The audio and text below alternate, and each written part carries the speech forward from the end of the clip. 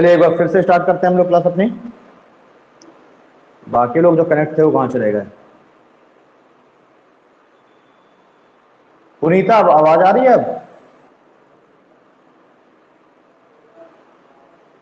चलिए आइए, ठीक है स्टार्ट करते हैं हम लोग। आज हम लोगों का टॉपिक है दोस्तों डीपीएसपी। आज हम लोग को बात करना है directive principle of state policy. तो डीपीएसपी स्टार्ट करने से पहले मैं आप लोगों को बता रहा था कि हम लोग कुछ डिफरेंस देखेंगे, कुछ हम अंतर देखेंगे कि आखिरकार फंडामेंटल राइट, डीपीएसपी और फंडामेंटल ड्यूटी, इन तीनों में डिफरेंस क्या है। ठीक है, आखिरकार क्या है, मौलिक अधिकार क्या है, नीति निर्देशक तत्व क्या है और मौलिक कर्तव्य क्या है। तो देखिए पहला जो डिफरेंस है सबसे इंपॉर्टेंट वो ये है कि जो फंडामेंटल राइट है वो राज्यों के लिए बाध्यकारी होते हैं, यानी कि ये भी देखिए नागरिकों को ही प्राप्त होते हैं फंडामेंटल राइट भी, या फिर मैं कह दूं कि कुछ ऐसे विदेशी भी हैं जिनको फंडामेंटल राइट प्राप्त होते हैं, है ना। तो जो मौलिक अधिकार हैं वे लोगों को राज्यों के विरुद्ध प्राप्त होते हैं, यानी कि राज्यों से उनकी रक्षा करने के लिए। क्लियर? तो फंडामेंटल राइट नागरिकों को या लोगों की राज्य से या राज्य की मनमानी से रक्षा करते हैं। ठीक है, और इसमें क्या है, जो डीपीएसपी है, डीपीएसपी भी जो नीति निर्देशक तत्व हैं वे भी नागरिकों के लिए ही हैं, लेकिन बस सबसे महत्वपूर्ण अंतर क्या है कि ये जो है फंडामेंटल राइट ये लोगों की राज्य से रक्षा कर रहे हैं एक तरीके से, और जो डीपीएसपी है ये राज्यों के ऊपर बाध्यकारी नहीं होते। डीपीएसपी में भी जो नियम और कायदे कानून हैं ये राज्यों के लिए, राज्यों की ये एक कर्तव्य है, जिम्मेदारी है कि जब भी कोई कानून बनाएगा तो राज्य इन डीपीएसपी को जरूर ध्यान में रखेगा, है ना। इन डीपीएसपी को ध्यान में रख करके ही कानून बनाएगा। यानी कि अगर मैं कह दूं कि जो डीपीएसपी है ये ही भविष्य के फंडामेंटल राइट है, तो इसमें भी कोई दो राय नहीं है। डीपीएसपी ही क्या है, भविष्य के फंडामेंटल राइट है। क्लियर? अब जो फंडामेंटल ड्यूटी है ये क्या है, ये नागरिकों के कुछ कर्तव्य बताता है, नागरिकों के कर्तव्य। यानी कि देखिए ये जो फंडामेंटल राइट है ये तो लोगों की राज्य से रक्षा कर रहा है। जो डीपीएसपी है ये क्या है, ये राज्य के कर्तव्य हैं, राज्य के कर्तव्य हैं, है ना। और भविष्य के क्या है, ये भविष्य के फंडामेंटल राइट है। वही जो फंडामेंटल ड्यूटी है क्या है, ये नागरिकों के कर्तव्य हैं। यानी कि अगर राज्य आपको कुछ उपलब्ध करा रहा है, राज्य आपके वेलफेयर के लिए काम कर रहा है, तो नागरिकों का भी ये कर्तव्य है, ये मोरल रिस्पॉन्सिबिलिटी है नागरिकों की भी कि वे भी राज्य के प्रति कुछ अपनी जिम्मेदारियों का निर्वहन करें, है ना। तो ये नागरिकों के कर्तव्य एवं जिम्मेदारियों का समूह है, इसमें बताया गया है। नागरिकों के कर्तव्य और जिम्मेदारियां बताई गई हैं। क्लियर? अगला पॉइंट अगर हम लोग देखें कि और अंतर क्या है इन दोनों में, तो देखिए जो फंडामेंटल राइट है ये निषेधात्मक प्रवृत्ति के हैं, ये निषेधात्मक प्रवृत्ति के हैं। इनका नेचर कैसा है, तो इनका नेचर जो है निगेटिव नेचर ये क्रिएट करते हैं। जैसे कि अगर हम देखें हर एक फंडामेंटल राइट में ये लिखा हुआ है कि राज्य नागरिकों के साथ भेदभाव नहीं करेगा, है ना। राज्य नागरिकों के मतलब नागरिकों के जो अधिकार है उनका हनन नहीं करेगा, है ना। तो हर जगह क्या लिखा हुआ है, नहीं करेगा। तो यानी कि इसमें जो फंडामेंटल राइट है इसमें हर जगह पर राज्य को उसकी मनमानी करने से रोका गया है। तो ये कैसी फीलिंग क्रिएट कर रहे हैं, ये निषेधात्मक फीलिंग क्रिएट कर रहे हैं। ठीक है, यानी कि निगेटिव फीलिंग क्रिएट कर रहे हैं। हर जगह पर इन्होंने क्या किया हुआ है, एक तरीके से रोक लगा करके रखा हुआ है राज्य के ऊपर। लेकिन जो डीपीएसपी है ये क्या है, ये सकारात्मक प्रवृत्ति के हैं, या ये फिर मैं कह दूं ये पॉजिटिव फीलिंग क्रिएट करते हैं, ये पॉजिटिव फीलिंग क्रिएट करते हैं। यानी जो डीपीएसपी है उस पर हर एक आप पॉइंट्स पे देखेंगे तो उस पर लिखा हुआ है कि राज्य महिलाओं के लिए जो मैटरनिटी लीव है उसकी व्यवस्था करेगा, राज्य नागरिकों को समान वेतन के लिए, समान कार्य के लिए समान वेतन उपलब्ध कराएगा। तो यहाँ पर हम देखेंगे कि जो फीलिंग है कैसी क्रिएट हो रही है, पॉजिटिव, यानी कि सकारात्मक प्रवृत्ति क्रिएट हो रही है। और यहाँ पर नकारात्मक, यानी हर जगह पर रोका जा रहा है, रोक लगाई जा रही है। वही जो फंडामेंटल ड्यूटी है उसमें क्या है, तो जो फंडामेंटल ड्यूटी है ये नागरिकों के लिए भी क्या कर रहा है कि कुछ पॉजिटिव, नागरिकों के लिए कुछ पॉजिटिव फीलिंग भी क्रिएट हो रही है और यहाँ पर कुछ निगेटिव फीलिंग्स भी क्रिएट हो रही हैं। जैसे कि कुछ जगह पर दिया हुआ है कि जो नागरिक हैं वो सार्वजनिक संपत्ति की रक्षा करने में अपना योगदान देंगे, है ना, और ऐसा कोई भी कार्य नहीं करेंगे जिससे राष्ट्र की एकता अखंडता भंग हो। तो यहाँ पर कुछ फीलिंग हम देख रहे हैं कि कहीं पर नागरिकों को के लिए सकारात्मक कुछ फीलिंग यहाँ पर दिख रही है हमको, कुछ निगेटिव यानी कि रोक लगाई जा रही है। ठीक है, अगला अगर हम लोग पॉइंट देखें कि अगला और इसमें अंतर क्या है, तो जो फंडामेंटल राइट है ये स्टेट्स के लिए क्या है, फोर्सेबल है, बाध्यकारी है। ये राज्यों के लिए क्या है, राज्यों के लिए बाध्यकारी है, यानी इनके लिए कानून बनाना या फिर इनकी पूर्ति करना राज्यों के लिए क्या है, बाध्यकारी है। ऐसा नहीं कि राज्य अपने मन से राज्य की जो इच्छा करेगी केवल उतना ही वो कानून बनाएंगे या फिर देंगे। ये क्या है, ये राज्यों के लिए फोर्सेबल है, राज्य चाहे या ना चाहे, बट फंडामेंटल राइट के अंतर्गत जो भी प्रोविजन दिए हुए हैं उनको राज्यों को पूरा कराना ही पड़ेगा। डीपीएसपी क्या है, डीपीएसपी के अंतर्गत जो भी सब्जेक्ट दिए गए हैं वो राज्यों के लिए बाध्यकारी नहीं है ना, स्टेट के लिए यानी राज्य के लिए ये क्या है, ये बाध्यकारी नहीं है, और ये स्टेट के लिए क्या है, स्टेट के लिए ये बाध्यकारी है। ठीक है, लेकिन देखिए स्टेट के लिए बाध्यकारी तो नहीं है, लेकिन यहाँ पर आपको एक चीज और याद रखनी है कि स्टेट जब भी कोई भी नियम कानून बनाएगा तो उस समय इन डीपीएसपी को जरूर ध्यान में रखेगा, है ना, भले ही बाध्यकारी नहीं है। इसके अंतर्गत जो भी विषय दिए गए हैं, जो भी सब्जेक्ट दिए गए हैं वो तुरंत ही उपलब्ध कराना भले ही राज्य के लिए बाध्यकारी नहीं है, लेकिन फिर भी जब भी कोई कानून बनाएगा राज्य तो इन डीपीएसपी को जरूर ध्यान में रख करके ही बनाएगा। ठीक है, अब फंडामेंटल ड्यूटी में हम देखें तो ये जो है नागरिकों के लिए है, तो ये नागरिकों के लिए भी बाध्यकारी नहीं है, नागरिकों के लिए भी बाध्यकारी नहीं है।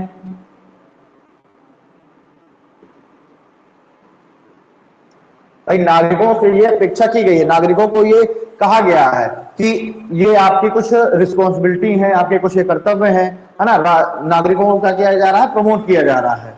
लेकिन अगर मान लीजिए कोई भी नागरिक इन मौलिक कर्तव्यों को पूरा नहीं कर रहा है तो उस संदर्भ में नागरिकों के ऊपर कोई भी लीगल एक्शन नहीं लिया जाएगा, है ना, उनके ऊपर किसी भी तरीके की कोई कार्यवाही नहीं की जाएगी, है ना। ये इसमें क्या है, सिर्फ नागरिकों से अपेक्षा की गई है। क्लियर, अगला इसमें पॉइंट देखें तो ये हम देखें कि अगर मान लीजिए राज्य किसी नागरिक के मौलिक अधिकार को पूरा नहीं कर रहा है, मौलिक अधिकार का हनन कर रहा है, तो वो सुप्रीम कोर्ट या हाई कोर्ट में क्या है, वाद योग्य है। कोर्ट में, सुप्रीम कोर्ट या हाई कोर्ट में वो क्या हो जाएगा, वाद योग्य हो जाएगा। यानी आप स्टेट के विरुद्ध आप कहां चले जाएंगे, स्टेट के विरुद्ध आप सुप्रीम कोर्ट या हाई कोर्ट में आप चले जाएंगे। गुड मॉर्निंग सब, आवाज क्लियर नहीं आ रही है। अब इससे ज्यादा कुछ हो नहीं सकता, सॉरी, क्योंकि मैंने सब कुछ ट्राई करके देख लिया है, ब्लूटूथ भी लगा कर कल देख चुका हूं, तब भी नहीं आ रही है, हटाकर देखिए तब भी नहीं आ रही। अभी मैंने माइक लगाया हुआ है, अब अगर इससे ज्यादा नहीं आ रही है तो देखिए टेक्निकल इशू है, इसमें फिर मैं कुछ नहीं कर सकता हूँ, है ना। ऐसा भी नहीं कि नेट की समस्या है, नेट भी बहुत बेहतरीन चल रहा है। तो इसमें फंडामेंटल राइट में क्या है कि ये सुप्रीम कोर्ट और हाई कोर्ट में वाद योग्य है, यानी अगर स्टेट किसी फंडामेंटल राइट का वायलेशन कर रहा है तो नागरिक तुरंत ही कोर्ट में जाकर के और स्टेट के विरुद्ध अपील कर सकते हैं। ठीक है, तो ये क्या है, ये सुप्रीम कोर्ट और हाई कोर्ट में वाद योग्य है। लेकिन जो डीपीएसपी है ये वाद योग्य नहीं है, ये वाद योग्य नहीं है। यानी कि अगर डीपीएसपी के अंतर्गत जो भी सब्जेक्ट दिए गए हैं अगर स्टेट उनको पूरा नहीं कर रहा है तो उसमें नागरिक कोर्ट नहीं जा सकते उसके विरुद्ध। ठीक है, और ना ही कोर्ट स्टेट के ऊपर दबाव बना सकती है। क्लियर, जो फंडामेंटल राइट है ये भी वाद योग्य नहीं है, ये भी वाद योग्य नहीं है। लेकिन समय समय पर बहुत सारे ऐसे सब्जेक्ट हैं जिसमें कोर्ट ये फैसला करती है कि इस पर हमें सुनवाई करना है या नहीं करना है, यानी कि इस पे अधिकतर समय में क्या होता है कि कोर्ट के ऊपर फिर निर्भर कर जाता है। कोर्ट कुछ मामलों की सुनवाई कर लेती है और कुछ की सुनवाई नहीं करती है। ठीक है, अब फंडामेंटल राइट में अगला पॉइंट अगर हम देखें तो देखिए ये राज्यों की मर्जी पर निर्भर नहीं करता। ऐसा नहीं है कि ये जो है राज्य की अगर मर्जी होगी तो ही स्टेट फंडामेंटल राइट में उपलब्ध जो भी प्रोविजन है उनको पूरा करेंगे, नहीं, ये राज्य की मर्जी पर डिपेंड नहीं करता है। यानी क्या है, राज्य के ऊपर बाध्यकारी है, राज्य को आवश्यक रूप से उपलब्ध कराना है फंडामेंटल राइट। लेकिन जो डीपीएसपी है ये राज्यों की मर्जी, राज्यों की क्षमता, ठीक है, जो भी राज्यों की जो सामर्थ्य है उस पर निर्भर करेगा। जब भी स्टेट सामर्थ्यवान होगा तो उस हिसाब से वो क्या करता रहेगा, वो उस डीपीएसपी के सब्जेक्ट को लागू कराता जाएगा। ठीक है, इसीलिए मैंने इसको बोला है कि ये भविष्य के फंडामेंटल राइट है। मान लीजिए जिस समय हमारा देश आजाद हुआ था उस समय देश के पास ये क्षमता नहीं थी कि वो लोगों को तुरंत से ही मैटरनिटी लीव 6 महीने की देना स्टार्ट कर देता, या फिर लोगों को मुफ्त अनाज उपलब्ध कराना स्टार्ट कर देता, तो राज्य के पास उतनी उस समय कैपेबिलिटी नहीं थी, है ना। लेकिन अब अगर हम देखेंगे तो समय समय पर राज्य मीन्स स्टेट ये समय समय पर क्या कर रहा है, समय समय पर ये सारी चीजें उपलब्ध करा रहा है ना। अभी हमने देखा मैटरनिटी लीव भी गवर्नमेंट दे रही है, फ्री राशन भी दे रही है। तो इस तरह की जो चीजें हैं ये स्टेट की कैपेबिलिटी पर निर्भर करेंगी। तो सिंपल से लैंग्वेज शब्दों में अगर आप देखेंगे डीपीएसपी क्या है, तो डीपीएसपी वो नियम व कायदे कानून है, या वो उन नियमों का संग्रह है, उन कानूनों का संग्रह है जो कि राज्य अपनी क्षमता के अनुसार पूरा कराएंगे, और इन्हीं को हम क्या कह देंगे, इन्हीं को हम भविष्य के फंडामेंटल राइट कह देंगे। क्लियर। तो ये आपके कुछ फंडामेंटल राइट डीपीएसपी और फंडामेंटल ड्यूटी में कुछ बहुत ही बेसिक से अंतर है। अगर हम देखें कि हमारे संविधान में इनको कहां कहां पर रखा गया है, तो इसको देखिए, इसको भाग 3 के अंतर्गत रखा गया है, और कहां से कहां तक, आर्टिकल 12 से लेकर के और आर्टिकल 35 तक में। ठीक है, इसको रखा गया है भाग 4 में, आर्टिकल 36 से लेकर के आर्टिकल 51 तक में। और जो फंडामेंटल ड्यूटी है इसको कहां रखा गया है, इसको रखा गया भाग 4 का में, और आर्टिकल है 51 का। ठीक, तो ये कुछ बेसिक सी चीजें हैं फंडामेंटल राइट, फंडामेंटल ड्यूटी और डीपीएसपी के बारे में। अब हम लोग स्टार्ट करेंगे आज का अपना टॉपिक, जो कि है DPSP, fundamental directive principle of state policies. तो आइए स्टार्ट करते हैं हम लोग।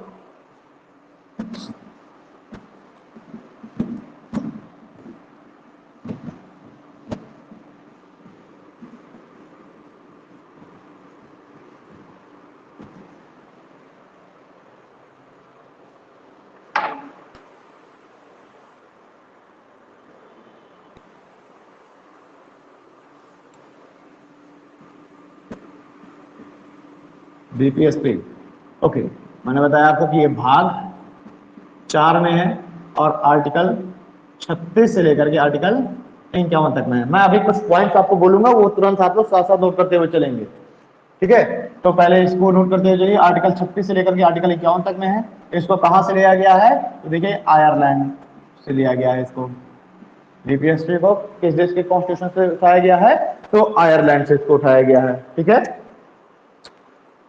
ओके। कुछ इसके प्रोविजन डीपीएसपी के ऐसे भी हैं जो 1935 का जो एक्ट था उससे लिए गए हैं, है ना। उसमें जो निर्देशों के उपकरण है उनका वहां पर जिक्र किया गया था और वहां से इसको लिया गया है। तो इसमें हम लोग पहले तो कुछ पॉइंट देख लेते हैं डीपीएसपी के बारे में। तो पहला पॉइंट लिखिए आप, देखिए डीपीएसपी राज्यों के लिए दिशा निर्देशन का कार्य करते हैं, हाँ, यानी कि एक तरीके से राज्यों के लिए गाइडलाइंस उपलब्ध कराते हैं, दिशा निर्देशित करते हैं राज्यों को कि राज्यों को कानून बनाते समय किन चीजों को ध्यान में रखना है।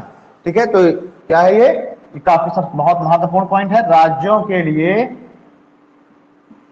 दिशा निर्देशन का कार्य करते हैं, है ना। देखिए राज्यों के, स्टेट जो राज्य है उसके ऊपर ये बाध्यकारी तो नहीं है, लेकिन राज्यों को क्या कर रहे हैं, ये दिशा निर्देशित कर रहे हैं।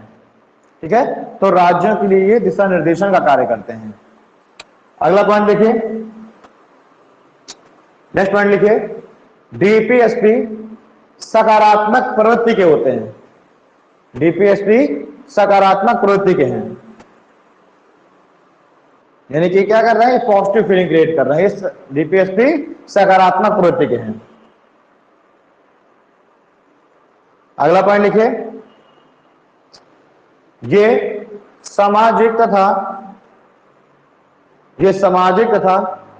आर्थिक रूप से, ये सामाजिक तथा आर्थिक रूप से स्वतंत्रता तथा न्याय की बात करते हैं। तो ध्यान देना है आपको, एग्जाम में पूछा जाएगा कि बताइए डीपीएसपी में किस स्वतंत्रता तथा न्याय की बात की गई है। तो ये क्या कर रहे हैं, ये सामाजिक तथा आर्थिक स्वतंत्रता तथा न्याय की बात करता है।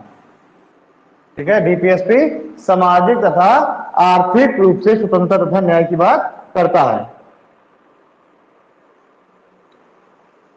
ठीक है, वहीं अगर हम फंडामेंटल राइट में देखेंगे तो वो राजनीतिक स्वतंत्रता तथा न्याय की बात करता है ना। फंडामेंटल राइट क्या है, वो राजनीतिक स्वतंत्रता तथा न्याय की बात करता है, और ये क्या है, ये सामाजिक तथा आर्थिक रूप से स्वतंत्रता तथा न्याय की बात करते हैं। ठीक है, अगला पॉइंट लिखिए। अगला पॉइंट है ये राज्यों के ऊपर बाध्यकारी नहीं है। ये राज्यों के ऊपर बाध्यकारी नहीं है ना, यानी स्टेट के ऊपर ये फोर्सेबल नहीं है। ये जैसे जैसे राज्य सामर्थ्यवान होगा, राज्य की क्षमता होगी, कैपेबिलिटी होगी, राज्य इनको पूरा कराता जाएगा। तो ये राज्य के ऊपर बाध्यकारी नहीं है। अगला पॉइंट लिखिए, ये न्यायालय में वाद योग्य नहीं है। ये न्यायालय में वाद योग्य नहीं है। ये न्यायालय में वाद योग्य नहीं है।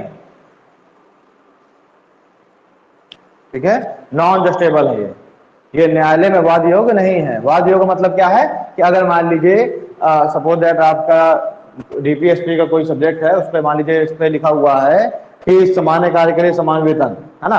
अब अगर स्टेट सामान्य कार्य के लिए समान वेतन नहीं दे रही है, तो उसके लिए आप कोर्ट में जाकर के केस नहीं कर सकते। कोर्ट आपको मुकदमा एक्सेप्ट नहीं करेगी। क्यों? क्योंकि कोर्ट कहेगी कि ये तो डीपीएसपी का सब्जेक्ट है, और डीपीएसपी के जो भी सब्जेक्ट्स हैं वो न्यायालय में जस्टेबल नहीं है, वाद योग्य नहीं है ना। जैसे सरकार की क्षमता होगी वो इसको पूरा कराता रहेगा। तो एक तरीके से सरकार की क्या है, सरकार का नैतिक कर्तव्य है ये डीपीएसपी के सब्जेक्टों को पूरा कराना सरकार का नैतिक कर्तव्य है, ना कि सरकार के ऊपर इसको बाध्यकारी या बाउंडेशन, सरकार के ऊपर ये बाउंडेशन नहीं है इसका, है ना।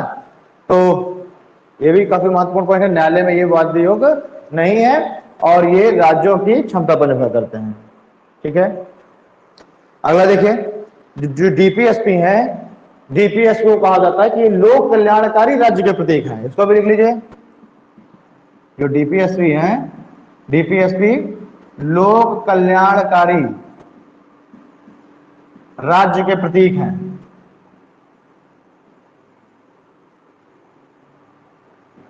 ये लोक कल्याणकारी राज्य, तो जो स्टेट है वो जब लोक कल्याणकारी राज्य बनाने का प्रयास कर रहा होता है स्टेट, तो उसकी फिर एक कर्तव्य हो जाता है, एक जिम्मेदारी हो जाती है कि लोक कल्याणकारी राज्य बनाने के लिए उसको जो डीपीएसपी में उल्लेखित जो सब्जेक्ट्स हैं उनको पूरा कराना चाहिए, है ना। तो अगर वो लोक कल्याणकारी राज्य बनाना चाह रहा है, एक वेलफेयर स्टेट बनाना चाह रहा है स्टेट, है ना, जो राज्य है वो एक वेलफेयर स्टेट बनाना चाह रहा है, तो उसको क्या करना पड़ेगा, उसको डीपीएसपी में उल्लेखित जो भी सब्जेक्ट्स हैं उनको पूरा कराना उसके लिए क्या हो जाएगा, एक जिम्मेदारी हो जाएगी। ठीक है, चलिए अब हम लोग चलते हैं सीधे इसके आर्टिकल्स में। ये तो हो गई कुछ इंपॉर्टेंट कुछ इसके पॉइंट्स हो गए। अब हम सीधे चलते हैं इसके अनुच्छेदों में, आर्टिकल्स में। तो सबसे पहले लिखिए आर्टिकल 36। आर्टिकल 36,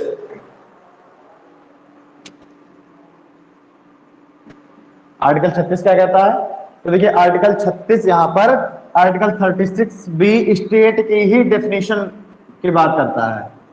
ठीक है, स्टेट की डेफिनेशन, स्टेट की परिभाषा की बात करता है। और यहां पर ये कहा गया है कि यहां पर स्टेट की डेफिनेशन वही होगी जो कि आर्टिकल 12 में दी गई है।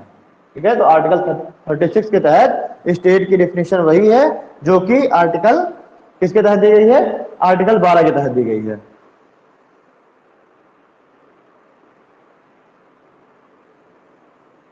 ठीक है, ओके। तो आर्टिकल 36 में स्टेट की डेफिनेशन का जिक्र किया गया है और क्या लिखा गया है कि यहाँ पर स्टेट की डेफिनेशन वही होगी जो कि आर्टिकल 12 के तहत दी गई है। और कल जो स्टूडेंट नहीं आए थे उनको मैं एक बार बता दूं कि आर्टिकल 12 के तहत स्टेट की जो डेफिनेशन है वो क्या दी गई है ना। आर्टिकल 12 के तहत स्टेट की डेफिनेशन क्या दी गई है? तो यहाँ पर कहा गया है कि वे सभी सरकारी तथा अर्ध सरकारी संस्थाएं या फिर वो सारी संस्थाएं जिनका मैनेजमेंट सरकार कर रही है या फिर जिसमें इन्वेस्टमेंट सरकार का है, वो सारी संस्थाएं, साथ ही साथ संसद हो गई, विधानमंडल हो गए, पंचायतें हो गई, नगर निगम हो गए, नगर पालिकाएं वगैरह, ये सब कुछ स्टेट के ही डिफिनेशन के अंतर्गत आते हैं। यानी कि अगर हम सिंपल लैंग्वेज में देखें कि स्टेट आखिरकार क्या है, तो हम कह देंगे आम नागरिक तथा न्यायपालिका आम नागरिक तथा न्यायपालिका को छोड़कर सभी क्या है, सभी स्टेट यानी कि सभी राज्य की परिभाषा के अंतर्गत आएंगे, सभी स्टेट हैं। ठीक, अब अगर हम देखें भाई, अगर हम नेशनलाइज्ड बैंक देखें, अगर हम क्या करें, हम नेशनलाइज्ड बैंक देख लें, हम LIC देख लें, हम PSU देख लें, है ना, ये सब क्या होंगे, ये सभी स्टेट की डिफिनेशन के अंतर्गत आएंगे। हम मंत्रियों को देख लें, स्टेट के अंतर्गत आएंगे। हम सांसदों को देख लें, स्टेट, ठीक है, विधायकों को देख लें, स्टेट हो जाएंगे। नगर पालिका हो गई, स्टेट हो गई। PWD state, national highway authority India state. तो ये सारा कुछ क्या है, स्टेट्स हैं। केवल मैंने क्या कहा, आम नागरिक और वो सभी संस्थाएं जिस पर सरकार का पैसा नहीं लगा या फिर सरकार जिनका मैनेजमेंट नहीं कर रही, वो संस्थाएं, ठीक है, आम नागरिक तथा जो आम संस्थाएं हैं वो, और तथा न्यायपालिका, इनको छोड़कर बाकी सभी स्टेट के ही अंतर्गत आएंगे। तो अगर आप देखेंगे कि अगर जो है मान लीजिए किसी व्यक्ति का मान लीजिए किसी व्यक्ति ने कोई वाद दायर किया कोर्ट में, तो उसमें आप देखेंगे हमेशा लिखा होगा, उस व्यक्ति का नाम लिखा हुआ XYZ वर्सेस भारत राज्य, है ना, वर्सेस राज्य। तो आप देखेंगे कि ये सब कुछ किसके अंतर्गत आ जाएगा, स्टेट की डिफिनेशन के अंतर्गत आ जाएगा। तो हमने आर्टिकल 36 देख लिया। आर्टिकल 36 स्टेट की बात, स्टेट की डिफिनेशन की बात करता है, और यहाँ पर स्टेट की डिफिनेशन वही है जो कि आर्टिकल 12 में है। ओके, अब आर्टिकल 37 हम देखें, आर्टिकल 37 क्या कहता है। देखिए आर्टिकल 37 कहता है कि DPSP के अंतर्गत जो भी सदस्य दिए गए हैं, जो भी विषय दिए गए हैं, उनको लागू कराने के लिए हम कोर्ट में नहीं जा सकते, है ना। आर्टिकल 37 क्या कहता है, आर्टिकल 37 कहता है कि DPSP के विषयों को लागू कराने के लिए कोर्ट में नहीं जा सकते, ठीक है। आर्टिकल 37 कहता है कि DPSP के विषयों को लागू कराने के लिए कोर्ट में नहीं जा सकते। साथ ही साथ इसमें यह भी कहा गया है आर्टिकल 37 में ही, एक तो ये कहा गया है, ठीक है, और दूसरा है आर्टिकल 37 में कि राज्य जब भी कोई भी विषय पर कानून बनाएगा, राज्य जब भी कोई विषय पर कानून बनाएगा, स्टेट जब भी क्या करेगा, जब भी स्टेट कोई भी लॉ बनाएगा किसी भी विषय पर, तो वो क्या करेगा, वो DPSP को ध्यान में रखेगा, DPSP को ध्यान में रखेगा, है ना। राज्य मान लीजिए कोई भी कानून, सर्वोदय शिक्षा से संबंधित कोई कानून बना रहा है, तो वो DPSP का क्या करेगा, तुरंत वो वाला आर्टिकल देखेगा जिसमें DPSP में शिक्षा से संबंधित प्रोविजन किए गए हैं, है ना। तो वो देखेगा, वो राज्य कोशिश करेगा कि कहीं DPSP में दिए गए जो सब्जेक्ट है उनका उल्लंघन तो नहीं हो रहा, यानी कि अगर राज्य उनको पूरा नहीं करा पा रहा है तो उनको छीन भी नहीं सकता राज्य, ठीक है, उनका उल्लंघन भी नहीं कर सकता। राज्य की जिम्मेदारी है कि जब भी कोई कानून बनाए DPSP के सब्जेक्टों को वो ध्यान में रखे राज्य, ठीक है। तो यहाँ पर हमने दो चीजें देखी आर्टिकल 37 में, एक तो DPSP के जो विषय है उनको लागू कराने के लिए कोर्ट में नहीं जा सकते, और दूसरा स्टेट जब भी, राज्य जब भी कोई भी कानून बनाएगा तो उसके लिए ये राज्य की जिम्मेदारी है कि उस समय वो DPSP के सब्जेक्टों को ध्यान में रखेगा, ठीक है। अब देखते हैं हम लोग आर्टिकल 38 क्या कहता है।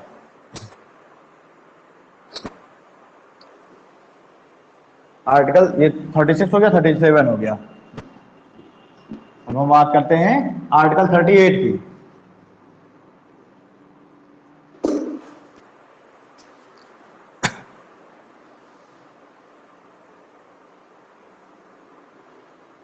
ठीक, देखिए जो आर्टिकल 38 है, आर्टिकल 38 बोलता है कि संविधान राज्य को यह निर्देश देता है, संविधान राज्य को यह निर्देश देता है कि वह मतलब कि राज्य, संविधान राज्य को यह निर्देश देता है कि राज्य एक लोक कल्याणकारी राज्य बनाने का प्रयास करे, यानी कि एक वेलफेयर स्टेट बनाने का प्रयास करे, ठीक। तो ये DPSP के अंतर्गत राज्यों का एक मौलिक कर्तव्य है, एक राज्यों की जिम्मेदारी है कि राज्य क्या करें, राज्य एक वेलफेयर स्टेट क्रिएट करने का प्रयास करें, ठीक है। चलिए, मतलब वेलफेयर स्टेट मतलब एक, हम कहते हैं एक लोक कल्याणकारी या एक हितकारी राज्य, कि सभी जो व्यक्ति हैं उनकी स्टेट के प्रति आस्था हो, निष्ठा हो, है ना। जो राज्य है वो सभी लोगों के ग्रोथ के लिए काम करे, ठीक है, सभी लोगों के विकास के लिए काम करे, ठीक है, एक सतत विकास को ध्यान में रख करके कार्य करे। तो ये सारे जो राज्य के जो कानून जो राज्य बनाएगा वो किस चीज को दिमाग में रख कर बनाएगा कि इससे एक वेलफेयर स्टेट का निर्माण हो रहा है या फिर नहीं हो रहा। क्लियर।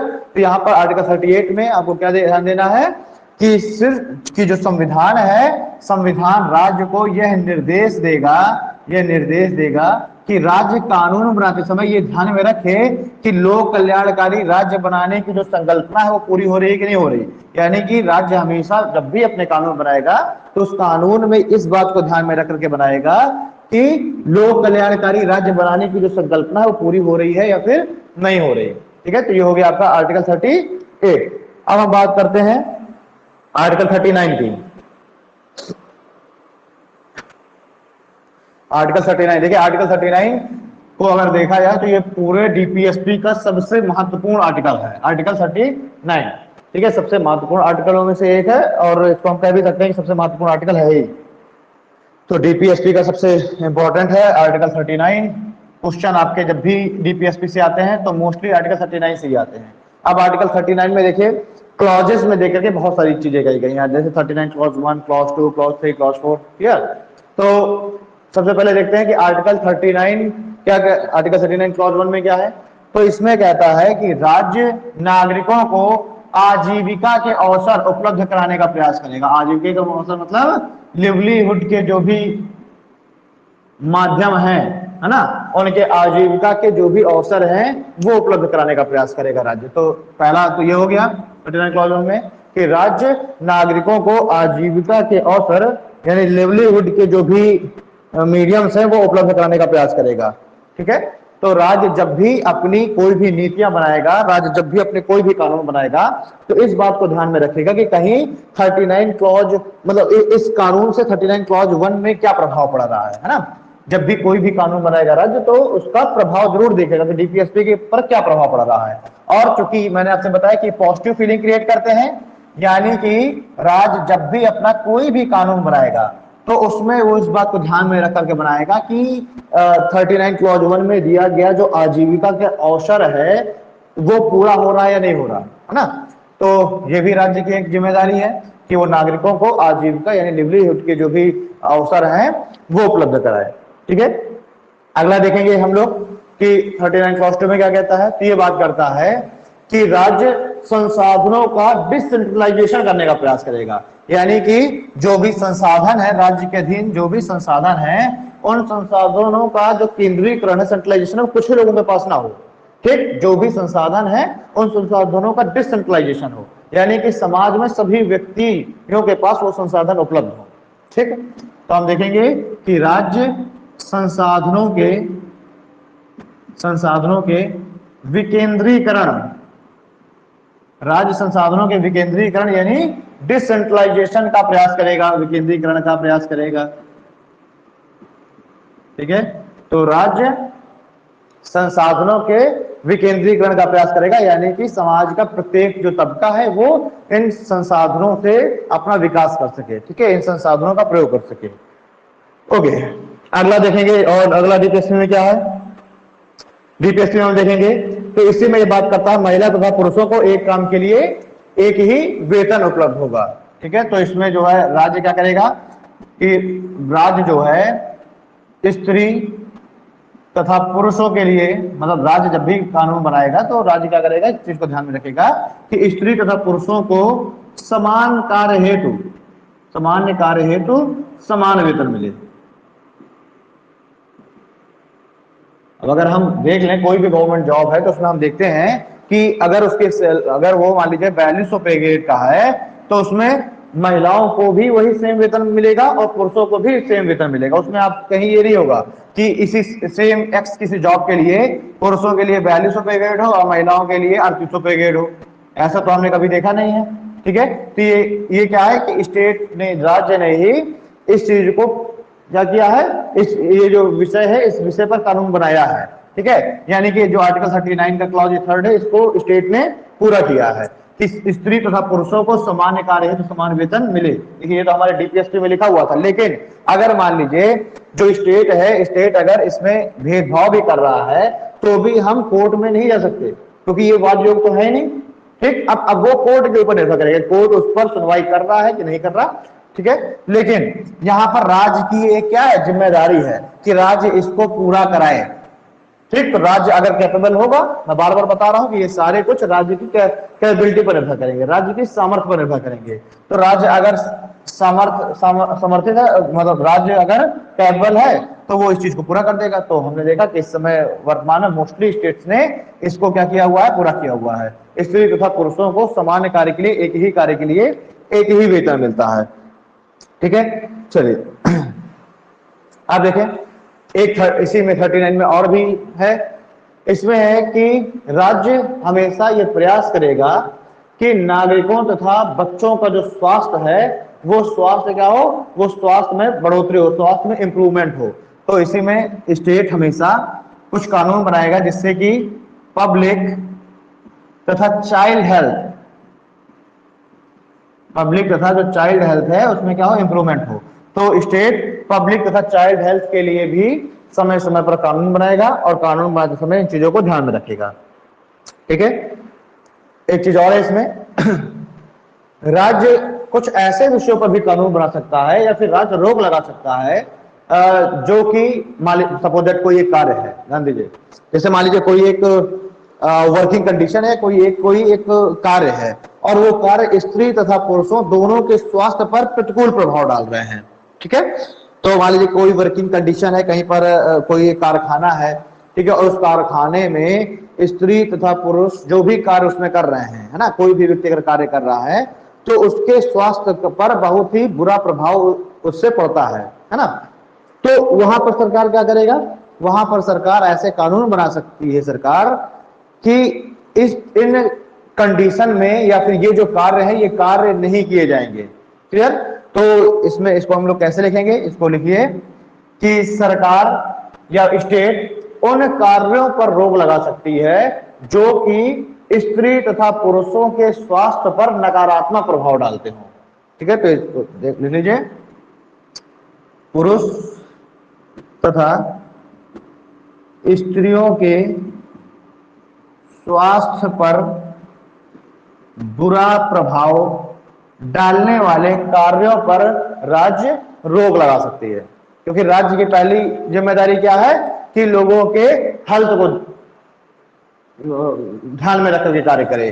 तो अब इससे चूंकि लोगों का जो स्वास्थ्य है उस पर बहुत ही बुरा प्रभाव पड़ रहा है, इनकी जो जान है वो खतरे में पड़ सकती है, तो उसके लिए सरकार क्या करेगा, ऐसे कार्यों पर सरकार रोक लगा देगी। तो हम देखते नहीं कि जैसे तमाम पटाखा फैक्ट्रियां हैं, तो उन पटाखा फैक्ट्रियों में सरकार समय समय पर उनके लाइसेंस वगैरह चेक करेगी, उनके कंडीशंस देखेगी कि उन्होंने सभी जो सुरक्षा मानक है उनका यूज किया हुआ है या फिर नहीं किया हुआ। तो ये सभी सरकार किसके तहत करती है, इन्हीं आर्टिकल्स के तहत।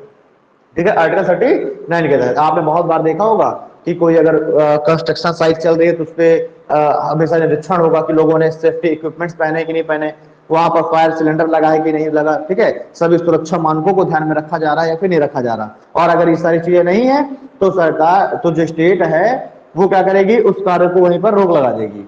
ठीक है, लोगों को वहां पर जॉब करने पर क्या कर दिया जाएगा, प्रतिबंध लगा दिया जाएगा। तो ये सब किसके तहत है, इसके तहत है। ठीक है, आर्टिकल 39 के तहत है। ओके, तो हमने आर्टिकल 39 में क्या क्या चीजें देख ली। पहला तो राज्य नागरिकों को आजीविका के अवसर उपलब्ध कराएगी। ठीक है, अगला राज्य संसाधनों का विकेंद्रीकरण करने का प्रयास करेगा। नेक्स्ट पॉइंट, महिला तथा पुरुषों को समान कार्य के लिए समान वेतन उपलब्ध कराएगा। ठीक है, पब्लिक हेल्थ तथा चाइल्ड हेल्थ के लिए कानून बनाएगा, नीतियां बनाएगा। अगला, स्त्री तथा पुरुषों को ऐसे कार्य करने से रोकेगा जो उनके स्वास्थ्य के लिए अनुकूल ना हो। ठीक है, अगला इसी में एक चीज और देख लेते हैं कि स्टेट का एक और दायित्व है कि वो बच्चों को ऐसा वातावरण उपलब्ध कराए जिस वातावरण में बच्चों का जो स्वास्थ्य है या बच्चों का एक संपूर्ण विकास सुनिश्चित हो। तो इसको भी हम लोग देख लेंगे कि स्टेट ऐसी नीतियां बनाएगा, स्टेट ऐसी नीतियां बनाएगा जिनसे बच्चों को एक स्वस्थ वातावरण उपलब्ध हो, बच्चों को उनके विकास हेतु एक स्वस्थ वातावरण उपलब्ध हो। ठीक है, तो ये भी क्या है, स्टेट की ही जिम्मेदारी है। ओके, ठीक है। सरकार इनइक्वालिटी यानी असमानता भी समाप्त करने का प्रयास करेगा। यानी सरकार जब भी कोई नीतियां बनाएगा तो उस नीतियों में ध्यान में रखा जाएगा कि कहीं इससे जो असमानता है उसको बढ़ोतरी तो नहीं हो रही है ना। यानी कि स्टेट हमेशा ये प्रयास करेगा कि समाज में व्याप्त जो इनइक्वालिटी है उस इनइक्वालिटी को किस तरीके से समाप्त किया जाए, और उसी को ध्यान में रख करके स्टेट क्या करेगा, समय समय पर अलग अलग तरीके के कानून लेकर के आता रहेगा। ओके, अब हम लोग देखते हैं आर्टिकल 40 को। आर्टिकल 40 क्या कहता है, तो देखिए जो आर्टिकल 40 है ये ग्राम स्वराज्य की बात करता है।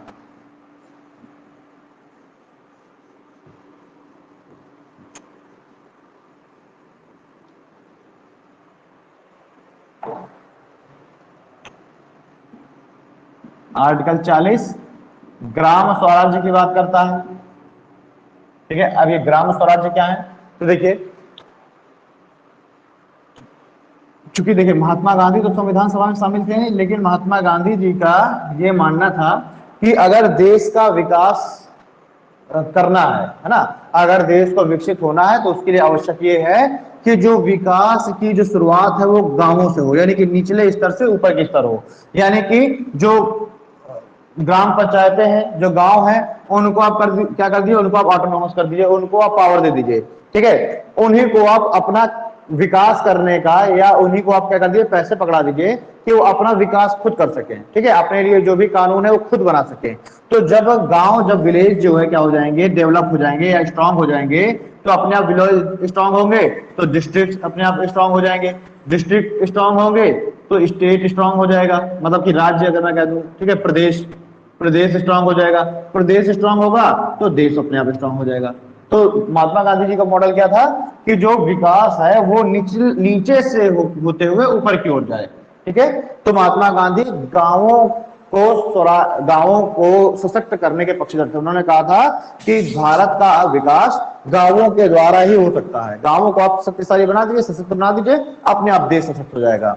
ठीक है, तो आपने इनका एक स्टेटमेंट सुना ही होगा कि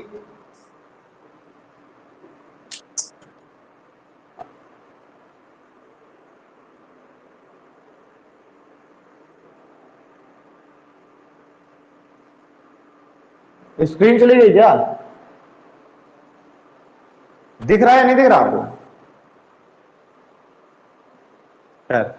चलिए, तो आर्टिकल 40 किसकी बात कर रहा है, ग्राम स्वराज्य की बात कर रहा है।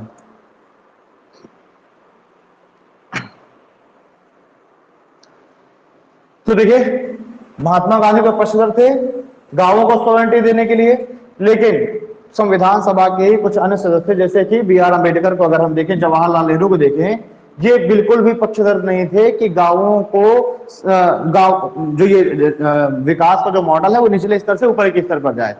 बी.आर. अम्बेडकर और जवाहरलाल नेहरू का मानना क्या था कि जो डेवलपमेंट है, जो विकास है, वो ऊपर से नीचे की ओर आए। यानी कि पहले हम क्या करें कि जो भी मॉडल है, सपोज दैट जैसे कि विलेज तक कोई पैसा पहुंचाना है तो किस माध्यम से आए, सेंट्रल से पैसा स्टेट को मिले, स्टेट से पैसा डिस्ट्रिक्ट में डिस्ट्रीब्यूट हो और वहां से पैसा पहुंचे पंचायतों के पास। तो ये सभी इसके पक्षधर थे कि ऊपर से नीचे की ओर विकास है। दूसरी चीज अगर हम देखें तो महात्मा गांधी ने कहा था कि हर एक राज्य में पंचायतों का गठन होना चाहिए। ठीक है, पंचायतों को ही कुछ कानून बनाने का अधिकार दे देना चाहिए, उन्हीं को आप क्या कर दीजिए, सीधे पैसा दे दीजिए, वो अपना जो आवश्यक जो भी कार्य है वो स्वयं कर लेंगे। क्लियर। लेकिन ये जो आपका जवाहरलाल नेहरू और बी.आर. अम्बेडकर थे, इनका मानना था कि अभी जो गांव है वो इतने अगर हम देखें एजुकेटेड नहीं हुए हैं कि वो अपना कार्य खुद कर सकें। तो फिर यहाँ पर आते हैं डॉक्टर राजेंद्र प्रसाद। डॉक्टर राजेंद्र प्रसाद की भूमिका यहाँ पर बहुत महत्वपूर्ण है, और राजेंद्र प्रसाद एक बीच का रास्ता निकालते हैं। और बीच का रास्ता क्या है, उन्होंने कहा कि जो ग्राम स्वराज्य का जो सब्जेक्ट है इसको रख देते हैं हम डीपीएसपी के अंतर्गत। यानी कि अभी स्टार्टिंग में, क्योंकि देश अभी इतना सक्षम नहीं है कि ग्राम स्वराज्यों का विकास कर सके, या फिर लोग अभी इतने शिक्षित नहीं है कि स्वयं के लिए अपना कानून बना सके। ठीक है, तो उन्होंने कहा कि अभी तो हम रखते हैं इसको डीपीएसपी के अंतर्गत, लेकिन जैसे जैसे हमें लगेगा कि हाँ अब राज्य इतने सक्षम हो गए हैं कि वो अपने यहाँ जो ग्राम पंचायतें हैं उनकी स्थापना कर सकते हैं, तो हम क्या करेंगे, हम पंचायतों की स्थापना करवाते जाएंगे।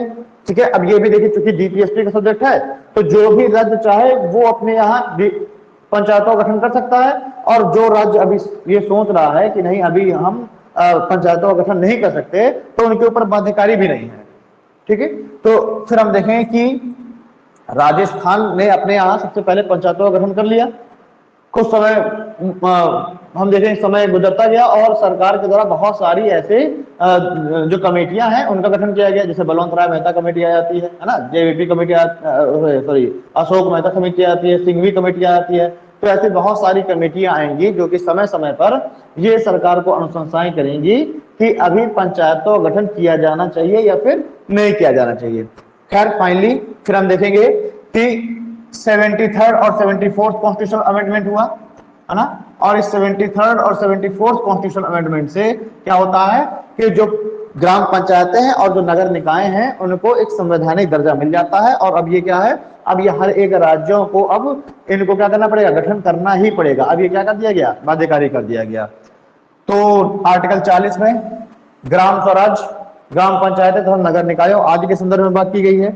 आर्टिकल 40 के बाद हम देखें आर्टिकल 41 को, इसमें ग्राम पंचायतें हो गई। अब आर्टिकल 41 की हम बात करते हैं।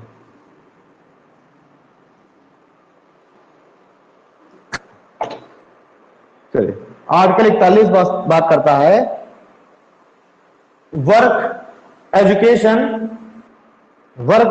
और पब्लिक असिस्टेंस की बात करता है। ठीक है, अब पब्लिक असिस्टेंस क्या है?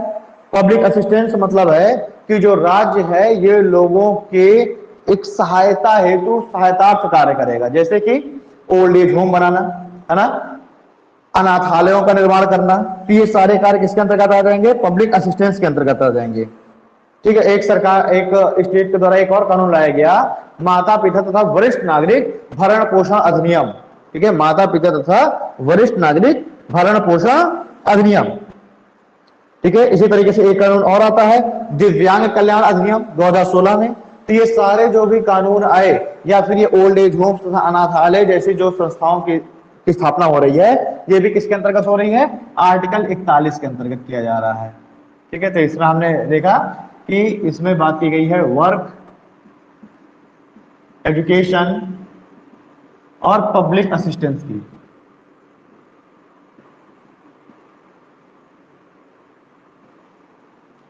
ठीक है, वर्क, एजुकेशन और पब्लिक असिस्टेंस। तो सरकार समय समय पर, राज्य जो है समय समय पर इनके लिए भी कानून बनाएगी। जैसे वर्क में अगर हम देखें तो वर्क में एक कानून लाया गया राइट टू जॉब का।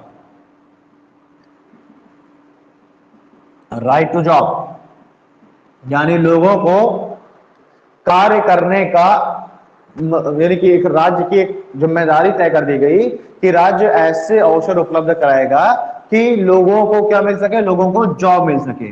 ठीक है, क्योंकि भाई इसको रिलेट कर दिया गया किससे? इसको आर्टिकल 20 और 21 से रिलेट कर दिया गया है। आर्टिकल 20 और 21 से इसको रिलेट, इसके तरीके से फंडामेंटल राइट का इसको पूरा बना दिया गया है कि राइट टू जॉब के माध्यम से लोग क्या करेंगे, अपने प्राण और देह जो स्वतंत्रता है इसकी रक्षा कर सकेंगे। इसी में अगर हम देखेंगे कि राइट टू जॉब इसी कानून के तहत ही मनरेगा की स्थापना की गई। मनरेगा जो चल रहा है तो किससे पावर मिल रही है? इसी आर्टिकल 41 से ही पावर मिल रही है। ओके, तो आपका वर्क हो गया, एजुकेशन हो गया, पब्लिक असिस्टेंस हो गया, ये सब किसके अंतर्गत आ जा रहे हैं? ये सब आर्टिकल 41 के अंतर्गत आ रहे हैं। ध्यान दीजिएगा, पब्लिक असिस्टेंस में क्या क्या आ जाएगा? ओल्ड एज होम्स आ जाएंगे। ओल्ड एज होम्स मतलब वृद्धाश्रम। अनाथालय आ जाएंगे, ऑर्फन होम्स आ जाएंगे। ठीक है, अनाथालय आ जाएंगे। इसमें मैंने आपको बताया कुछ कानून भी आए, माता पिता भरण पोषण अधिनियम, विकलांग कल्याण अधिनियम। ठीक, तो ये सब इसके अंतर्गत आ जा रहे हैं। अब हम देखते हैं आर्टिकल 42 क्या कहता है।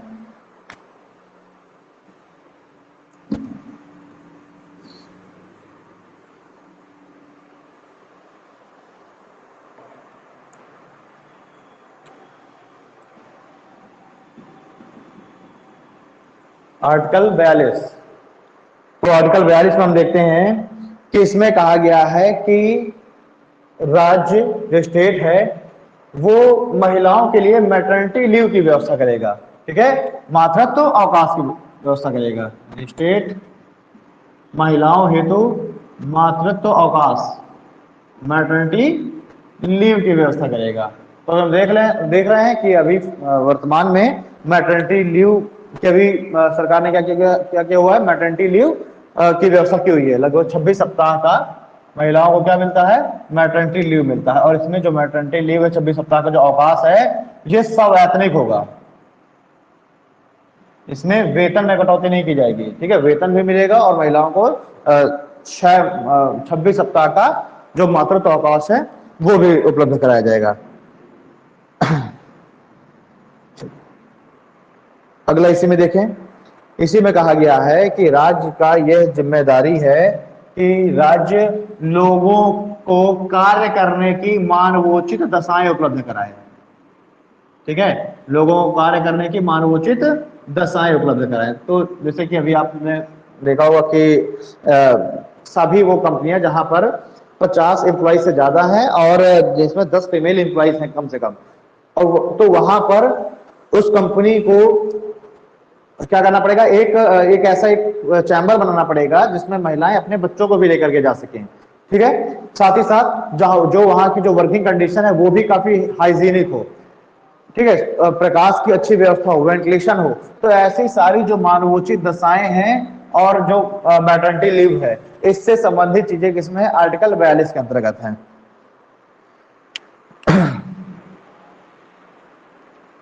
आइए अब देखते हैं हम लोग आर्टिकल 43 को।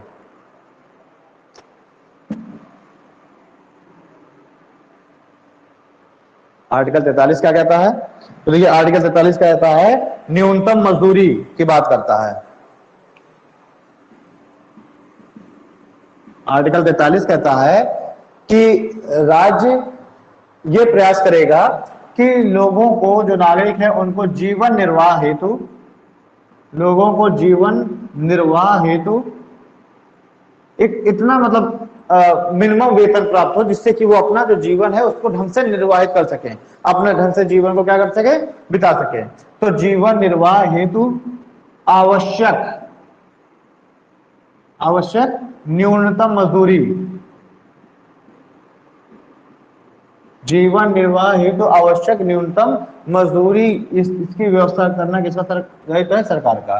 तो सरकार ये प्रयास करेगा कि लोगों के जीवन निर्वाह हेतु कम से कम एक न्यूनतम जो वेजेस हैं वो तो फिक्स हो ही। तो अभी हम देखते हैं कि अभी कुछ समय पहले ही गवर्नमेंट ने क्या किया हुआ है कि एक न्यूनतम सैलरी फिक्स कर दी है कि इससे कम सैलरी किसी को नहीं दी जाएगी। भले 4th ग्रेड कर्मचारी है, चपरासी है, उसके लिए भी एक मिनिमम वेजेस तय कर दिए गए हैं। तो ये किस आर्टिकल के तहत है, आर्टिकल 43 के तहत, कि जीवन निर्वाह हेतु तो कम से कम एक न्यूनतम मजदूरी होनी चाहिए। मतलब इतना भी कम पैसा नहीं मिलना चाहिए कि वो व्यक्ति ढंग से अपना जीवन का निर्वाह ही न कर सके, ठीक है। तो एक सम्मानजनक एक वेजेस, सम्मानजनक एक मजदूरी प्रत्येक व्यक्ति को मिलना, ये किसके तहत किया गया है, आर्टिकल 43 के तहत किया गया है। और इसी के लिए आया एक मिनिमम वेजेस एक्ट, यहीं पर आपको याद रखना है, मिनिमम वेजेस में मजदूरी, मिनिमम वेजेस एक्ट 1948 में। तो इस मिनिमम वेजेस एक्ट के द्वारा एक न्यूनतम मजदूरी की व्यवस्था की गई है, ठीक है। चलिए अब देखें हम लोग आर्टिकल 44 क्या कहता है। आर्टिकल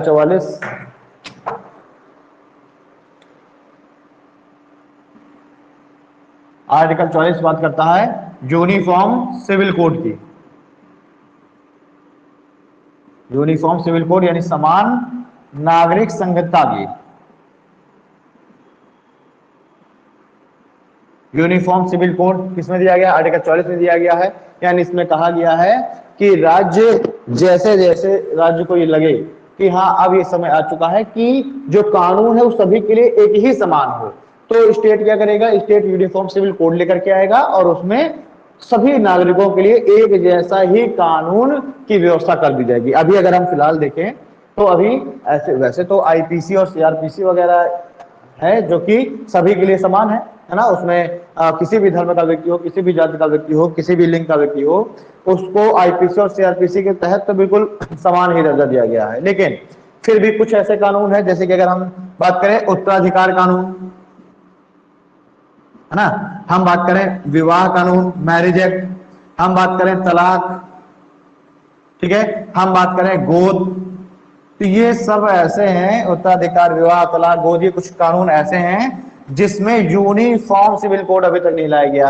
ये क्या है, ये धर्म के अनुसार चल रहा है, यानी कि ये हिंदुओं के लिए हिंदू लॉ के अनुसार चल रहा है और मुस्लिम्स के लिए मुस्लिम लॉ के अनुसार कार्य कर रहा है।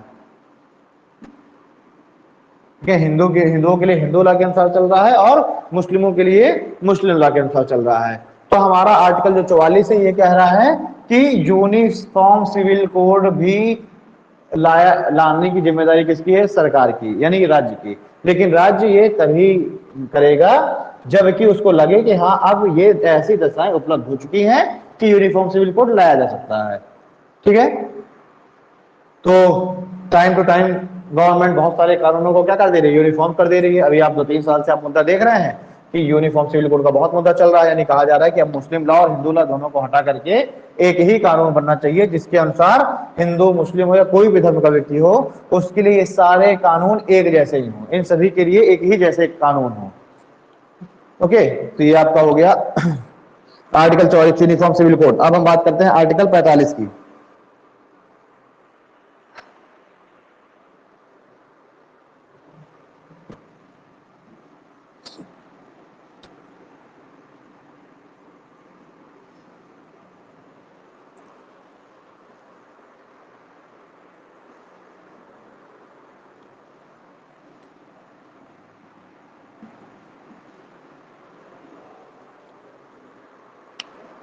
देखिए, आर्टिकल जो 45 है वो पहले 86 कॉन्स्टिट्यूशनल अमेंडमेंट 2002 से पहले इसमें कुछ अलग प्रोविजन दिए गए थे, कुछ अलग चीजें थी।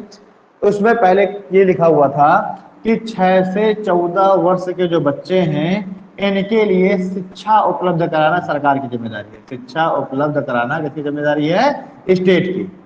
क्या लिखा हुआ था कि 6 से 14 वर्ष के जो बच्चे हैं उनके लिए शिक्षा उपलब्ध कराना स्टेट की जिम्मेदारी है। लेकिन 86 कॉन्स्टिट्यूशन अमेंडमेंट हुआ कब, 2002 में।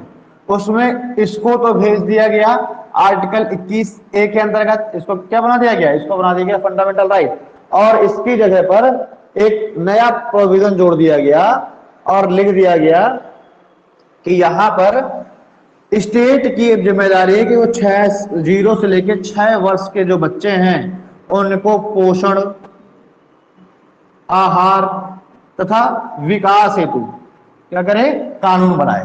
ठीक है, 0 से 6 वर्ष के जो बच्चे हैं उनके पोषण हेतु, ठीक है, उनके स्वास्थ्य हेतु, उनकी शिक्षा हेतु, यानी प्राइमरी लेवल की जो शिक्षा है उसके लिए क्या करेगा, कार्य करेगी।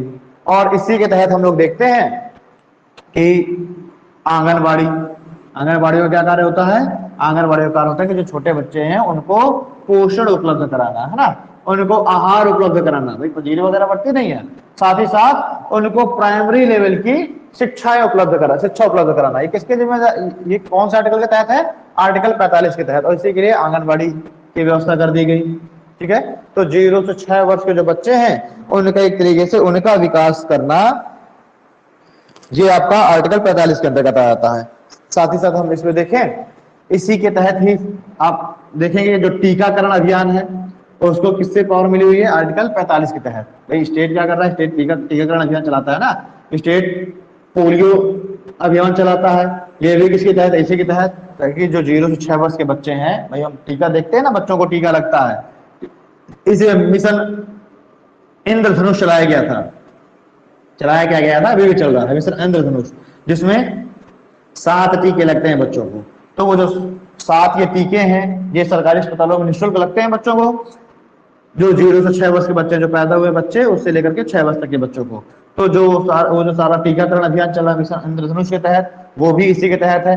बच्चों को जो पोषण और आहार उपलब्ध कराया जा रहा है वो भी इसी के तहत है। बच्चों को जो शिक्षा उपलब्ध कराई जा रही है प्राइमरी लेवल पर वो भी इसी के तहत है, उसके लिए आंगनबाड़ियों की नियुक्ति की गई। तो ये हमने देखा आर्टिकल 45। पहले आर्टिकल 45 में ये था 6 से 14 वर्ष के बच्चों के लिए शिक्षा उपलब्ध कराना, और अब ये चला गया 86 कॉन्स्टिट्यूशनल अमेंडमेंट के द्वारा आर्टिकल 21A में, और अब इसमें रख दिया गया है 0 से 6 वर्ष के बच्चों के लिए टीकाकरण, पोषण, एजुकेशन, ठीक है, उनका स्वास्थ्य, इन सभी के लिए कानून बनाना।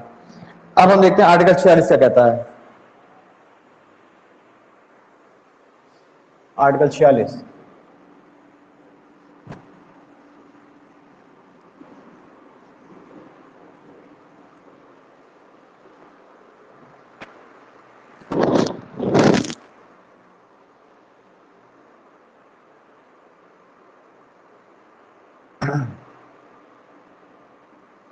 ठीक है, आर्टिकल 46 तो हम देखें आर्टिकल 46 क्या कहता है। ये कहता है एससी और एसटी के आर्थिक तथा शैक्षणिक स्तर को सुधारने का प्रयास स्टेट करेगा। स्टेट की यहाँ पर जिम्मेदारी बताई, स्टेट का दायित्व बताया गया है कि वो एससी तथा एसटी के जो सामाजिक तथा शैक्षणिक जो स्तर है, एससी और एसटी का जो शैक्षणिक सामाजिक आर्थिक स्तर है, इनको सुधारने का प्रयास करेगा। ठीक है, इसमें लिख लीजिए एससी और एसटी के आर्थिक तथा शैक्षणिक स्तर को सुधारने हेतु राज्य कानून बनाएगा। एससी एसटी के आर्थिक तथा शैक्षणिक, एससी एसटी के आर्थिक तथा शैक्षणिक स्तर को सुधारने का प्रयास स्टेट करेगा। ठीक है, आर्टिकल 46 हो गया, एससी एसटी के आर्थिक तथा शैक्षणिक स्तर को सुधारने का प्रयास स्टेट करेगा। साथ ही साथ अगर हम देखें जो वीकर सेक्शन है, जो कमजोर व्यक्ति हैं, उनको भी जो सामाजिक अन्याय है उससे बचाने का प्रयास करेगा। आते हम देखें जो वीकर सेक्शन है, इन वीकर सेक्शन के लोगों को, जो पिछड़े वर्ग हैं, ठीक है, जो कमजोर वर्ग है, उसको वीकर सेक्शन को सामाजिक अन्याय से भी क्या करेगा, रक्षा करेगा। वीकर सेक्शन की सामाजिक अन्याय से भी रक्षा करने के लिए कानून बनाएगा कौन, स्टेट। ओके, तो इन सभी के लिए स्टेट क्या करेगा, इन सभी के लिए स्टेट समय समय पर स्टेट नीतियां बनाता रहेगा। अब हम बात करते हैं आर्टिकल 47 की। आर्टिकल 47 राज्य के कुछ प्राथमिक कर्तव्यों की बात करता है, कुछ प्राइमरी ऑब्जेक्टिव्स की बात करता है। आर्टिकल 47 राज्य कुछ प्राथमिक कर्तव्यों की बात करता है, जैसे कि इसमें कहता है कि राज्य लोगों के हेल्थ को ध्यान में रखते हुए नीतियां बनाएगा। आर्टिकल 47 राज्यों के कुछ प्राथमिक कर्तव्यों की बात करता है, और इसमें कहा गया है कि राज्य नीतियां बनाते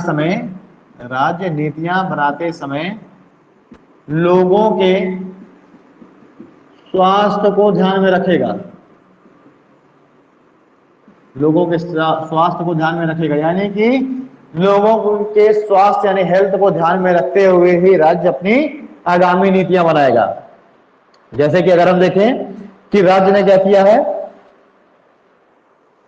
स्टेट जो है, स्टेट हमेशा समय समय पर अल्कोहल को, जैसे कुछ स्टेट ने बैन कर रखा, अल्कोहल बैन, टबैको बैन, है ना, ये सारी चीजें किसके अंतर्गत आ रही है, आर्टिकल 47 के अंतर्गत। क्योंकि भाई ये जो अल्कोहल है या जो टोबैको है, ये लोगों के स्वास्थ्य पर बुरा प्रभाव डालते हैं, तो इसलिए स्टेट लोगों के स्वास्थ्य को ध्यान में रखते हुए क्या बनाएगा, कानून बनाएगा। तो अगर अल्कोहल बैन कर दिया गया तो किस वजह से किया गया, क्योंकि अल्कोहल लोगों के स्वास्थ्य पर गंभीर प्रभाव डाल रहा है, और इसको एक तरीके से पूरकता इसको प्रदान कर दी गई है। अगर हम देखें लोगों के प्राण की सुरक्षा है उससे, तो ये आपका आर्टिकल 47 हो गया, जिसके तहत अल्कोहल तथा टोबैको वगैरह की बैन की बात की गई है। जो पानी पी लिया जाए फिर स्टार्ट करते हैं।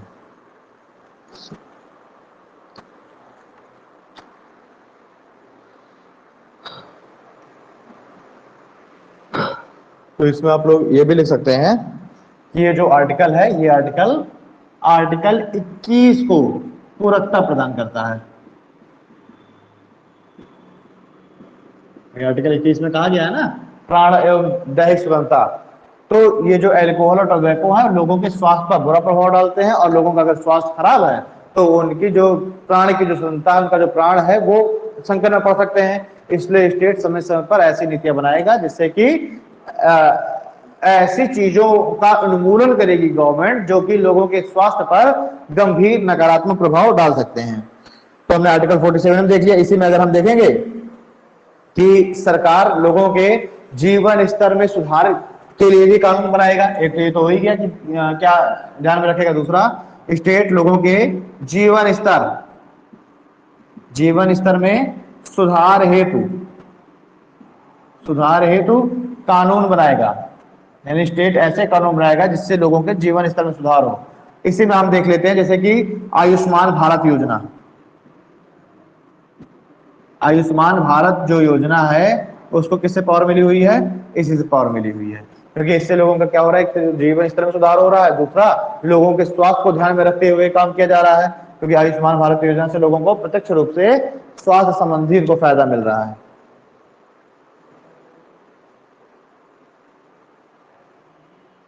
ठीक है, तो हमने देख लिया आर्टिकल 47। अब हम बात करते हैं आर्टिकल 48 की।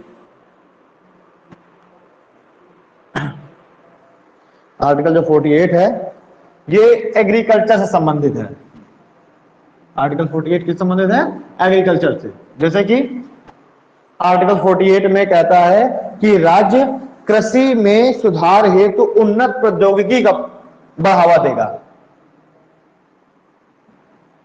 आर्टिकल 48 में क्या कहता है कि राज्य स्टेट कृषि में सुधार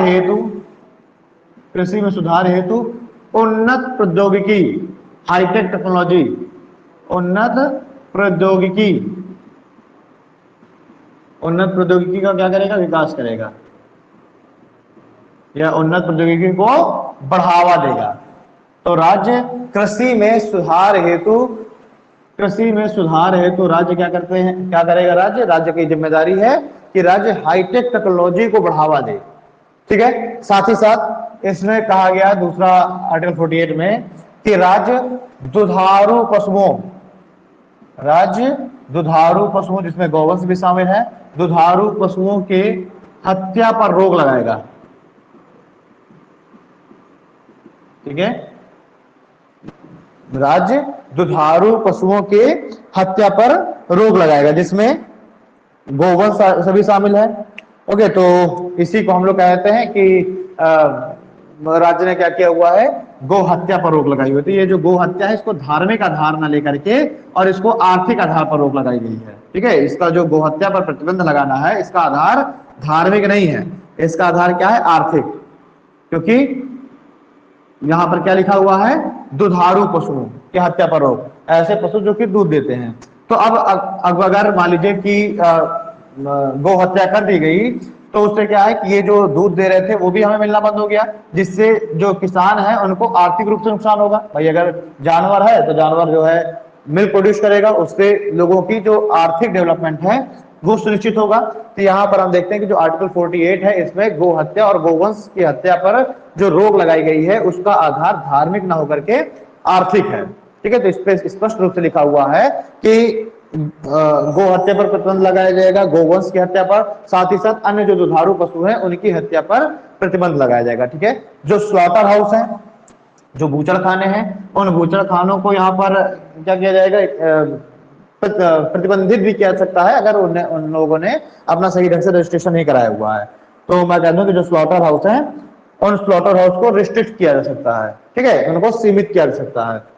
ओके, तो ये आपका आर्टिकल 48 हो गया। अब हम बात करते हैं आर्टिकल 49 की। तो आर्टिकल 49 बात करता है स्मारकों की देखरेख तथा उनके सुरक्षा हेतु नीतियां बनाने की। ठीक है, आर्टिकल 49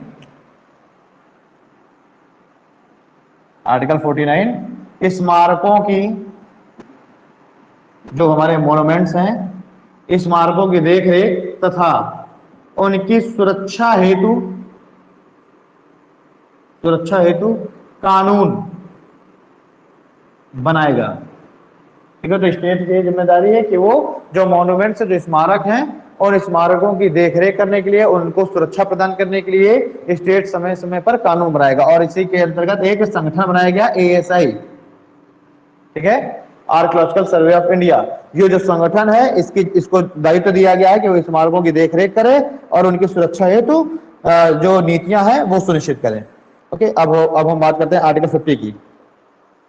आर्टिकल 50, यहां पर आर्टिकल 50 कहता है कि स्टेट ऐसे प्रोविजन करेगा, ऐसे नियम बनाएगा जिससे कि कार्यपालिका तथा न्यायपालिका में, कार्यपालिका तथा न्यायपालिका में पृथक्करण सुनिश्चित हो सके, पृथक्करण सुनिश्चित हो, यानी कि कार्यपालिका और न्यायपालिका एक दूसरे के कार्यों में हस्तक्षेप नहीं करेंगे।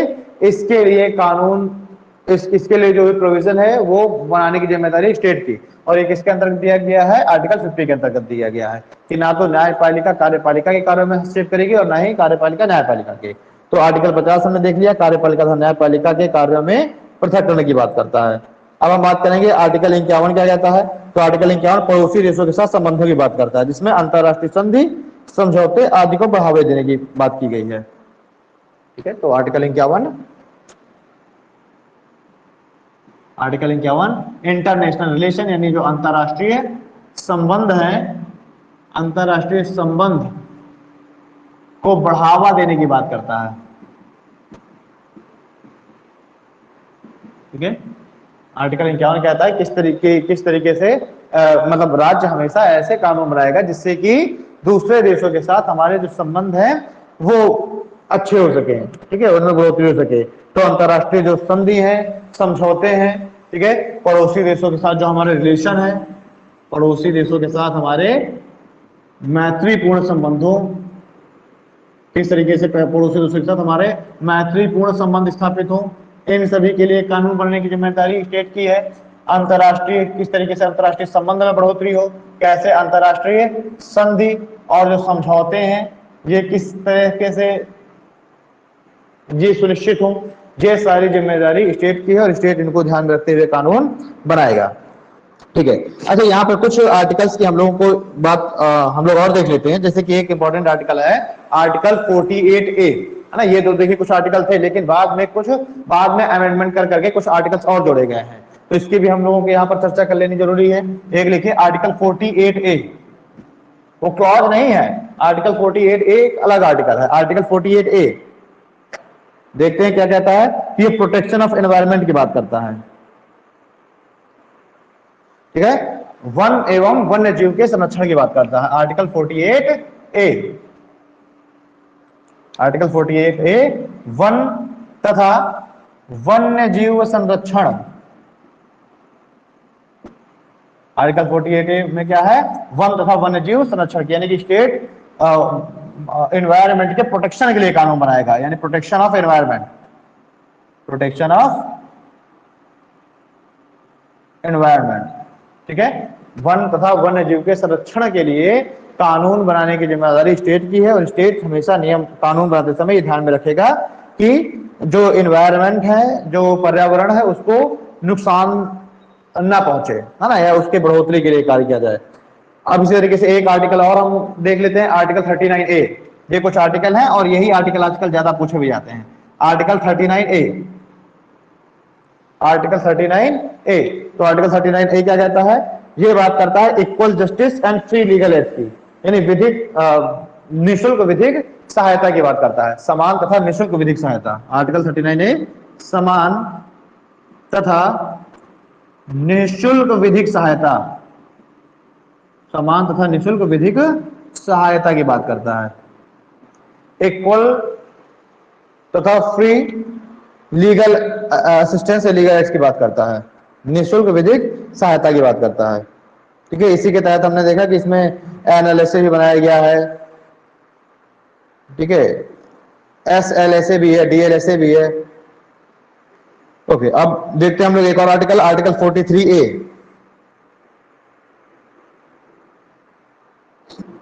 आर्टिकल 43A, आर्टिकल 43A बात करता है कि जो भी कंपनियां हैं, है ना, कोई भी अगर प्रोडक्शन यूनिट है, कोई भी कंपनी है, कारखाने हैं, तो उसके जो कर्मचारी हैं, उन कर्मचारियों को भी मैनेजमेंट में शामिल किया जाना चाहिए। उन कर्मचारियों को भी उसमें जो भी नियम कानून बनाए जा रहे हैं, तो उन नियम कानूनों में उन कर्मचारियों को भी शामिल किया जाना चाहिए, उनसे भी सलाह मशवरे किया जाना चाहिए। यानी कि अगर मैं बात करूं, जो आर्टिकल 43A है, ये बात करता है participation of worker in management, ठीक है, यानी जो वर्कर्स हैं उनकी भी मैनेजमेंट में पार्टिसिपेशन की बात करता है।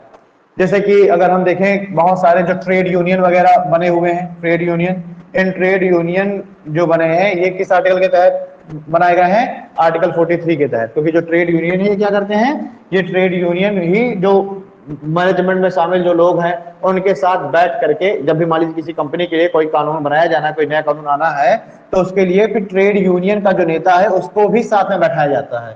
ठीक है, तो इसको मैं कह सकता हूं पार्टिसिपेशन इन मैनेजमेंट। ठीक है, participation of worker in management. तो जो भी वर्कर्स हैं उनका भी एक तरीके से रिप्रेजेंटेशन हो सके, उनको भी मैनेजमेंट में शामिल किया जाए, इसके लिए आर्टिकल 43A आया है। अब हम देखते हैं आर्टिकल 43B क्या कहता है। तो आर्टिकल 43 बात करता है प्रमोशन ऑफ कोऑपरेटिव सोसाइटी, जो सहकारी समितियां हैं इनके विकास की बात करता है आर्टिकल 43B। ये भी देखिए अलग आर्टिकल है। आर्टिकल 43B ये क्या बात करता है, ये बात करता है प्रमोशन ऑफ कोऑपरेटिव सोसाइटी, जो सहकारी समितियां हैं इन सहकारी समितियों के प्रमोशन यानी इनके विकास की बात करता है आर्टिकल 43B में। ठीक है, ये कौन से अमेंडमेंट के तहत जोड़ा गया है, तो 97th अमेंडमेंट 2012 के दौरान जोड़ा गया है। ट्रेड यूनियन वाला 42nd अमेंडमेंट के तहत जोड़ा गया था, ये 42nd अमेंडमेंट के तहत जोड़ा गया था ट्रेड यूनियन को, यानी 43A को। 43B को जोड़ा गया है 97th अमेंडमेंट 2012 के द्वारा, इसको 97th अमेंडमेंट 2012 के द्वारा जोड़ा गया है। ठीक है, ये 42वें संविधान संशोधन अधिनियम 1976 के द्वारा हो गया ट्रेड यूनियन। ठीक है, चलिए तो इस तरीके से आपके मुख्य आर्टिकल हो चुके हैं। अच्छा एक संविधान सभा के एक सदस्य हैं केटी शाह। उन केटी शाह का आपको एक स्टेटमेंट याद रखना है, वो स्टेटमेंट काफी बार पूछा गया है, और उनका स्टेटमेंट था कि जो डीपीएसपी है वो नागरिकों को प्राप्त एक ऐसा चेक है जिसका भुगतान राज्य की इच्छा पर निर्भर करता है। ठीक है, तो उन्होंने क्या कहा डीपीएसपी के बारे में कि डीपीएसपी एक ऐसा चेक है जिसका भुगतान इन्होंने कहा कि डीपीएसपी एक ऐसा चेक है जिसका भुगतान बैंक की इच्छा पर निर्भर करता है। बैंक को यहां पर इन्होंने संदर्भित किया राज्य। ठीक है, राज्य की जगह पर इन्होंने बैंक को यूज किया। तो मतलब अगर मैं कह दूं कि एक तरीके से वो कहना चाह रहे थे कि डीपीएसपी कुछ ऐसे नियम कानून हैं जिनको पूरा कराना राज्य की इच्छा पर निर्भर कर रहा है ना। तो उन्होंने एक कोट कर दिया है कि एक ऐसा चेक है जिसका भुगतान बैंक की इच्छा पर निर्भर करता है। तो ये आपको स्टेटमेंट याद रखना है, केटी शाह का, संविधान सभा के एक सदस्य थे। ओके, तो हम लोग अब मिलेंगे कल की क्लास में। कल हम लोग पढ़ेंगे इमरजेंसी या आपातकाल को, हम लोग कल देखेंगे कल की क्लास में। ठीक है, देखिए आपका एक क्वेश्चन हो गया आशीष राजपूत जी, सामान्य न्याय एवं निःशुल्क विधिक सहायता। ठीक है, सामान्य न्याय एवं निःशुल्क विधिक सहायता आर्टिकल 39A में हमने देख लिया सामान्य न्याय तथा निःशुल्क विधिक सहायता को। चलिए फिर कल की क्लास में हम मिलते हैं। कल हम लोग पढ़ेंगे इमरजेंसी, और थर्सडे से हम लोग ऑफलाइन क्लास में मिलेंगे बजरंग विद्यालय में। तो कल आपकी ऑनलाइन क्लास जो है टीचमेंट पे, ये अंतिम क्लास होगी। इमरजेंसी हम लोग इसमें कल रिवाइज कर लेंगे, अगली क्लास से हम लोग ऑफलाइन मोड पे चले जाएंगे। कर रहा हूं।